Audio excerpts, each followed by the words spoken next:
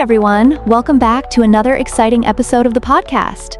Today, we're diving into a compelling tale titled, How Much Land Does a Man Need? Now, I know what you're thinking, why does land matter? But trust me, the story is more than just about real estate.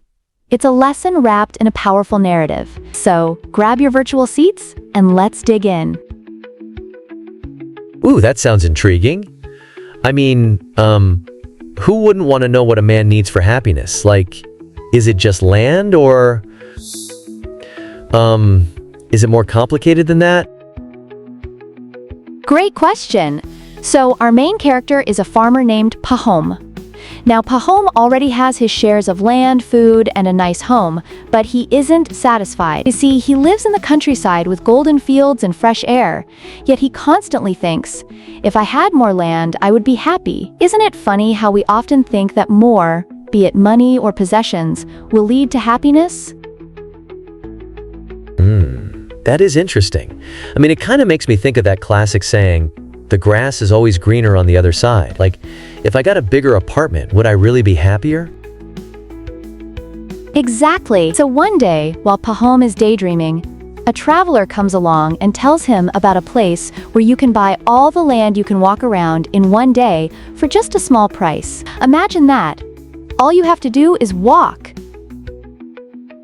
Wow, that sounds like a crazy deal. I mean, are there like, constraints? Like, can you just stroll and take your time?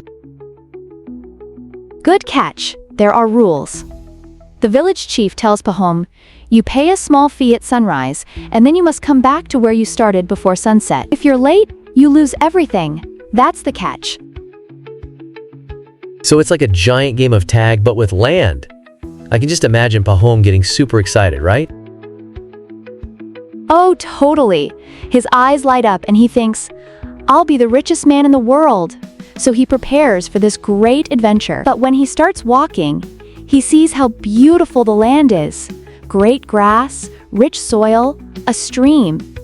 And he thinks, just a little more won't hurt. Oh no, I can already see where this is going. It's like when you're at a buffet and think, just one more plate. But then, you can't move afterward. Exactly. That's the perfect analogy. He loses track of time, and when he finally realizes that the sun is setting, he's exhausted. He starts to run back, but, it feels impossible. Oh man, that's like a race against time in a really dramatic way. Does he make it back though? He does make it back at the last moment, but he collapses right on the spot. Tragically, he dies from exhaustion. And the land he needed in the end? Just a small grave, 6 feet long and 2 feet wide. So ironically, he ends up with less than he thought he needed. Wow, that's, so sad. But it really drives the point home about greed, right? It's like sometimes we're so focused on what we don't have, we forget to appreciate what's right in front of us. Exactly. This story beautifully conveys the notion that happiness doesn't come from excess, but from appreciating what we already possess, our love, our health, our peace. How many times do we find ourselves chasing after things that don't bring us true joy? Right.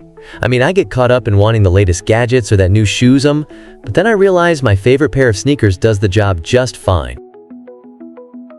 You got it. Sometimes, it's the little things that bring us happiness.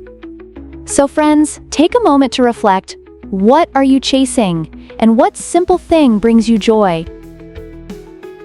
I'd love to hear the answers to that.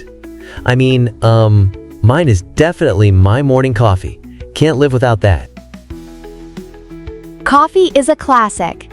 And just like that, if you enjoyed today's episode, don't forget to like and subscribe. We've got fresh stories coming your way each week to help you learn more and grow. Thanks for joining us today. Stay curious and grateful, everyone. Until next time, take care. See you later. Bye for now.